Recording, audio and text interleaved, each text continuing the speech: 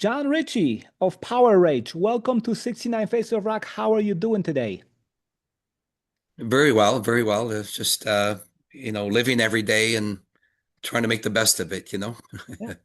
So you got a new band, and I guess a very simple question to begin with.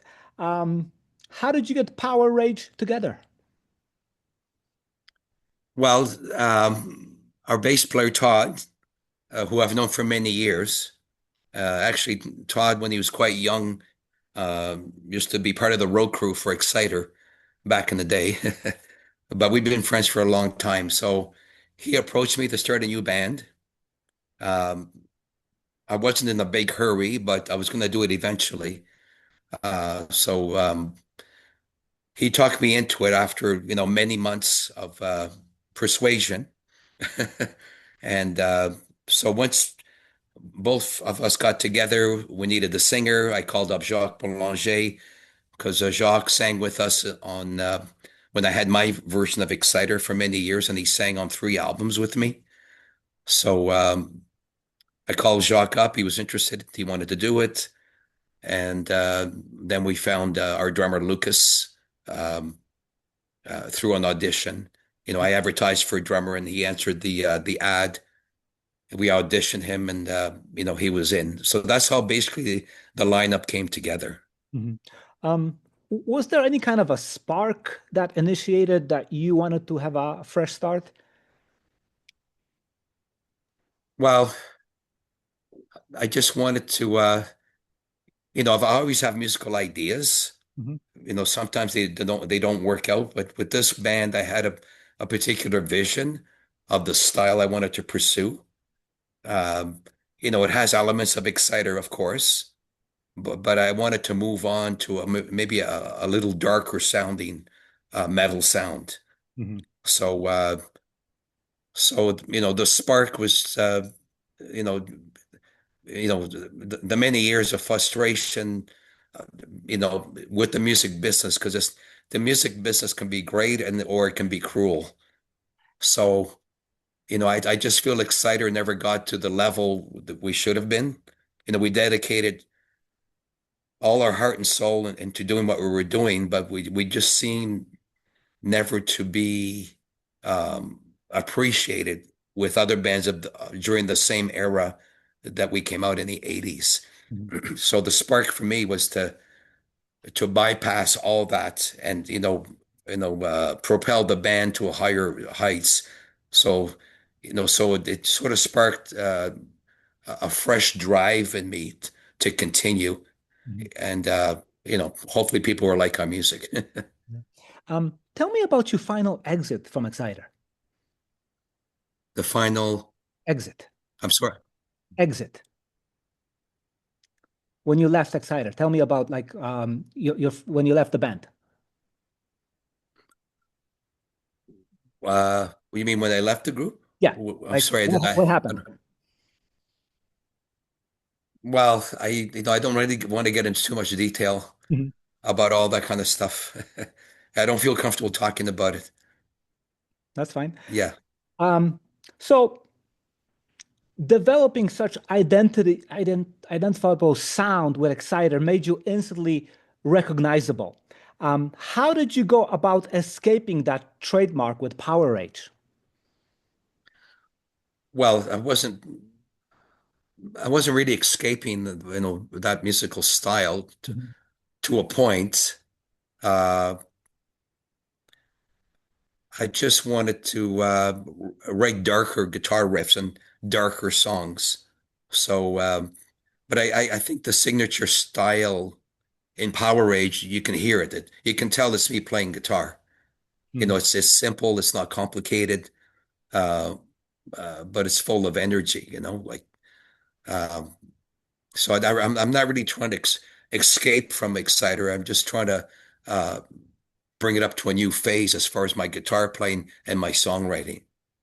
That makes sense. Now, what about Jacques, who also sang with you in Exciter? How did he address the same problem? So let's say he doesn't end up sounding like the way he did on, let's say, The Dark Command.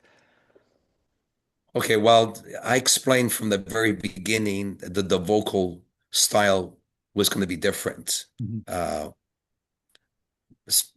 like a lot of the Exciter albums that we did with Jacques. There's a lot of you know, high screams, very, Judas Priesty sounding. Uh, but this time I wanted a mix of growls and high screams. So uh, I wrote all the melodies to the songs, all the songs I'm not sure which songs you've heard so far, but um, I wrote all the melodies for the vocals. So, and Jacques was totally into it. Mhm. He was surprised that he could actually do that. And he has a great vocal ability, but he was surprised himself that he can actually do that. When we sat back and listened to the final 8 songs and he heard, the fluctuation in the vocal melodies and the delivery, he was even surprised, Mhm. how good it sounded. I have to say, both of you accomplished the mission. PowerRage stands clearly strong on its own. If I didn't know your history, Exciter would never even enter the line of questions here. What feedback are you getting so far? The feedback, what kind of feedback we're getting? Yeah. Well, it's overwhelming. I mean, the interview requests like yourself have been non-stop since the release of the first single, Dark Wings. And I've done interviews with New Zealand and Germany, uh,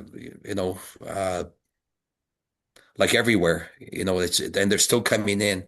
Mhm. Our record company's PR person, who's actually based in Florida, is sending me Zoom requests 2 or 3 times a week, or printed interviews. And all the journalists are overwhelmed with the band's sound and the quality of the songs. Because when I write the songs, I try to sound as original as possible. Mhm. Like, I don't want to repeat uh, guitar riffs that you've heard 100 times by other bands. Like, and I don't want to do that because we have to stand out with all these great other heavy metal bands that exist today. This is not the 1980s anymore, where there were selected bands, out there like Testament and Overkill, the Anthrax, that we all had our distinctive sounds. But in 2026, there's more bands that are playing more versatility in metal and great musicianship. So I tried just to write guitar riffs that are totally original that you couldn't predict the chord changes in the songs, So that was my vision when I wanted to write songs for this band. Mhm.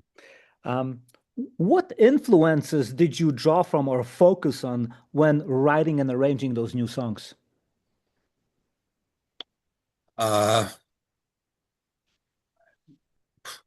well, I mean, all the bands that influenced me back in the beginning when I started playing guitar, of course, everyone likes Black Sabbath, Motorhead, Judas Priest. I really like punk music in the 70s, like the British invasion of punk music. So I always try to combine high energy punk guitar riffs with heavy metal riffs. So I've always written that way. So that's basically when I sat down to write riffs, that's the kind of uh, influences I was absorbing. Mhm. There's definitely a clear focus when it comes to the direction of the record. Um, would the fact that you wrote the music, the melodies, and the lyrics be a deciding factor for that? It is because it's one complete vision now. Mhm. You know, let's say Jacques did the vocal lines and I did the guitar lines, and Todd did, the bass, and the drummer did his own thing. Uh, because we might be in different musical directions. So that's why I did that, because I wanted to create one theme. It's like a movie where you have to listen to the director.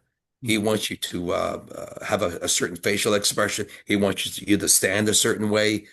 He wants you to say a particular line a certain way. Well, that's what I was doing when I wrote these songs. So that's why I felt if I write the full story of the song, it has to be successful.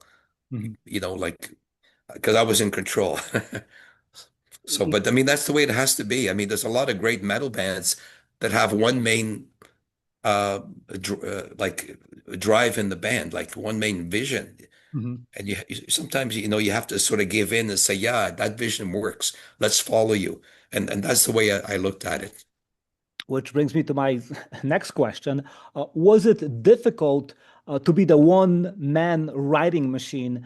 And how were you able to filter between what's good and what's not so good?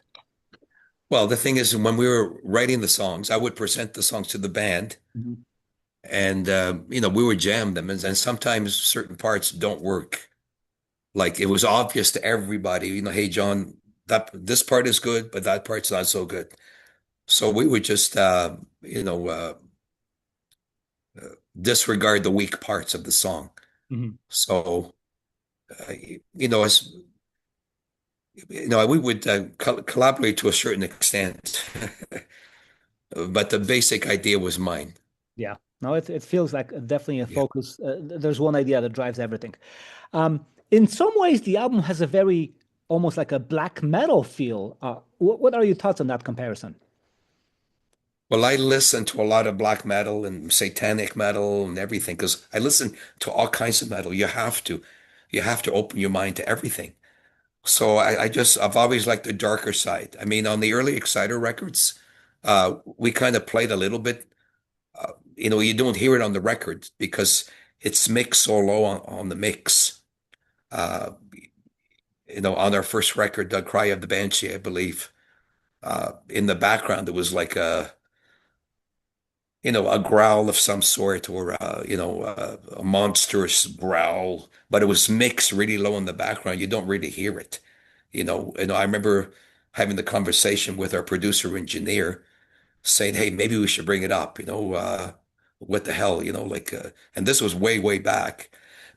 So, but yeah, there's definitely some black metal influence there. Um, I think at this point, I've heard every record you were part of. So, when it comes to the darkness, I think you've accomplished absolute darkness with PowerRage. Well, the dark guitar chords help a lot, but that's where my headspace is at right now. So I don't, heavy metal is about aggression and uh, darkness. That's the way it is. Like many bands, excuse me, would tell you. So, um, it's the dark guitar chords I've chosen this time around. That's why you kind of feel that black metal influence there. Yeah, yeah, definitely. Are there any tracks on the album that you favor or are surprised by? Well, actually, Dark Wings was one of the later songs we wrote, Mhm. which is actually the first single, because it was a little more experimental than the other songs, which were more straightforward and basic. So when we were putting that song together, it took a long, long time to come up with a final arrangement. Uh, so, but as it turns out, it's one of the stronger songs on the album. But all the songs are very strong. But I was surprised by that one that it came out better than I expected. Mhm. Because it is a little more experimental. So, but every song on the album though is like you can't skip a song on the album. There's no weak songs. There's no filler songs. That was my intentions. I don't want the listener to be playing our vinyl or CD and skip a song. Oh, that was not so good. Let's go to the next song. I don't want that to happen. No So fillers. yeah, yeah, yeah. Um, no matter how established you are as a player, breaking in a new band is always a challenge. How do you plan on doing it with Power Rage? Well, the thing is, I've contacted a lot of people in the industry that I've worked with. over, the 40 years. But, I'm starting from scratch. I have to prove myself all over again. I can't, I'm taking nothing for granted. Yeah. So right now, to me, right now, it's like 1981, you know, uh, emailing people and calling people and sending out our promo package. And, not, some really diehard fans respond to me right away. Uh, there is one festival in Germany, which I can't mention right now, that booked us right away for next year. So I was really happy with that invite. I wasn't expecting that one at all. Um, but the response has been overwhelming. Like everyone likes what they're hearing and what they're seeing. But as far as shows and everything, it hasn't happened yet. But we're still in the early stages. Yeah. Um, So, can you explain the name Power Rage? How does it relate to the whole concept? What does it mean to you? okay, so this is not a comparison, but in the 70s, of course, AC/DC had the album Power Age. That's right. So, but the name Power Rage, I thought of back in those days. Excuse me.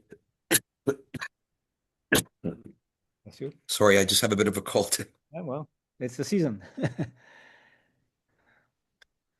But I thought of the name back then, Power and Rage, that describes heavy metal. And I thought maybe one day I'll use that name. Mhm. And that's how I came up with the name, because it just describes what metal is all about. Yeah. I know you mentioned that the band haven't played live yet, but what kind of a live presentation do you have in mind for Power Rage? It's going to be just energy. I just recently saw the Megadeth Anthrax Exodus tour. They just played our city about a week or so ago. And it was a very basic, you know, show. They had just the amps, their backdrop with their name on it, and great musicianship. But when you see a Power Rage, it won't be necessarily a big extravagant show. We'll have a good light show, a good stage presence, of course, but it'd be very basic and to the point because it's about the music. It's Mhm. about the energy. It's about the strength of the songs. It's not about, dry ice or flash pots or, like all that kind of stuff. So it'd be a bare bones kind of performance. Yeah. And what kind of a dynamic are you sharing with your band members at this point? What kind of dynamic? Yeah. Like, how are you getting along? Oh, excellent. Yeah, no problem at all. Like, like I said, me, Todd, and Jacques, we've been friends for years. Mhm. Lucas is new, but he has a good attitude. Uh, and he's totally into what we're doing. So yeah, Yeah. so everything's fine with the band members. I know the first album's about to come out, but when it comes time to do a follow-up, maybe in a year or 2 years from now, what kind of approach do you think you'll take with the second album when the time comes for it? Well, you know what? If the first record becomes successful, Mhm. you don't want to change on the second record. That's You know right. what I mean? Because so it'll be a continuation. Mhm. It'll just be a continuation of the first record. do you see other guys contributing, or you still being like the sole writer and sole Well, leader? a good question. No, it's my band. I call the shots. It's me. What you shouldn't mess with something that's a successful formula. Hey, like I want to put my idea in there. Oh, I want to put this in there. Well, the whole focus is going to be lost. It's gone. Like if you build something up and up and up and up and up, and then you go, a different direction because there's so many contributions come in, and the focus is gone. It's so the second the second record will be a follow-up to the first record. That makes sense. I mean, why mess with something that made you big in the first place, right? Well, you know. I don't want to make comparisons, but I have to mention Megadeth again because we know Megadeth. We toured with them in the 80s, Correct. um, across the US, 7 weeks, Exciter and Megadeth. So I know them quite well. And Dave Mustaine, it's his band. He has to focus, even though everyone else in the band is totally cool. But it's he's the guy, it's his vision and it works. Here they are doing the world tour right now, and thousands of people are showing up in all these cities in Canada, in the US, in other parts of the world. Like, how can you beat that? You can't contest that, like, so there has to be one guy and you have to follow that person. It's just the way it is. So I'm not at that stature, of course, Mhm. but I have a strong musical vision and it works. Mhm. People are excited. They want to talk about it. Oh, have you heard, John Ricci's new band, PowerRage? Wow, it's heavy, it's dark, he's playing really good guitar, like that's what you want people to say. So, if I'm not in control, then I'm out of my comfort zone. I've had a lot of musicians, local musicians here in the city. Oh, can you play guitar solo on my record? Or and I've always politely declined because I'm out of my comfort zone. Like if I play a guitar solo on someone else's record, it's not going to really sound like me because I have to conform to what that other band is doing, as like me playing a guest guitar part. So that's why I'm kind of focused that way. It's my direction. That's the way I want to go.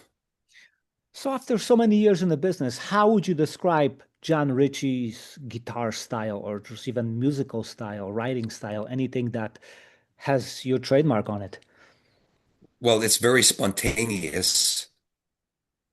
So that's the way I've always played. Like through all the, years of me playing on stage, sometimes I'll play a spontaneous guitar solo, which is fantastic. And then after the show, the guys will say, what did you do? I said, well, I just felt like, playing a different guitar solo tonight. And it's like, oh my God, that was wicked. That was awesome. I said, well, it just comes from inside. It comes from the heart, it comes from the soul, so I'm very spontaneous. I'm not very technical. Um,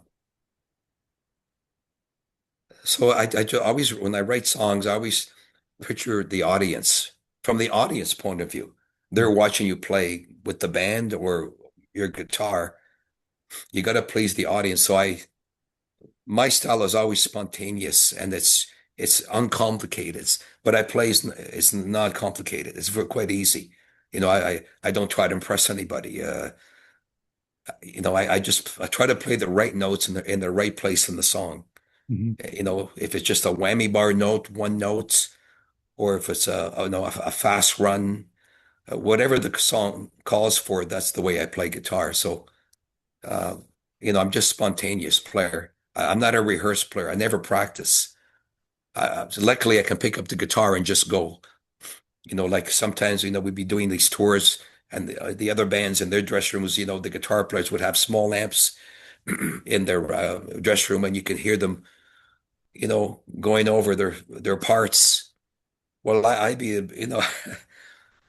I'd be there, just having my Jack Daniel's shooter before I go on stage. I, like like when you get on stage, you just turn on. Everything comes. I don't because if you were think about it too much before you go on stage, then you might make a mistake. Like I don't think about it too much. I just go on stage and do it.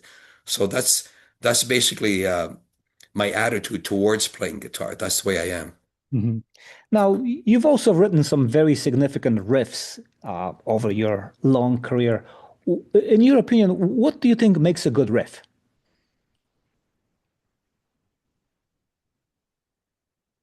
Well, it has to have a hook, of course, Mhm. but it has to be interesting and simple at the same time. So you don't want to, write a riff that's overcomplicated because it goes over people's heads. You know, you might think it's a great riff, but there's too many notes in the riff. So I'm a true believer in like two or three chord riff, because it's straight to the point. It's right there. It's like Motorhead, like three chords, nothing overcomplicated. That's what makes a good riff. But Yeah. you have to play those three chords with tremendous energy and tremendous volume, you know, and the message gets across to the listener. And that's why I love you playing. Thank you. Um, that's kind of what it comes down to. Um, Tell me about the recording process of the album and working, I believe, with what Dan Swano, I think you recorded with. So we recorded, the actual recording was done actually in the room I'm in. This is our rehearsal hall. Mhm. And initially we did a two-song demo, like live off the floor with a mobile studio with two friends of ours. And the demo sounded pretty good. So I told the guys in the band, let me shop it around. So I sent it to 20 labels around the world, and only two replied. One was one from Spain, and they declined. But then High Roller Records in Germany was over the moon with our two songs, Haunted Hell and Dragon Man. And they emailed me right away and signed us to a deal, like immediately.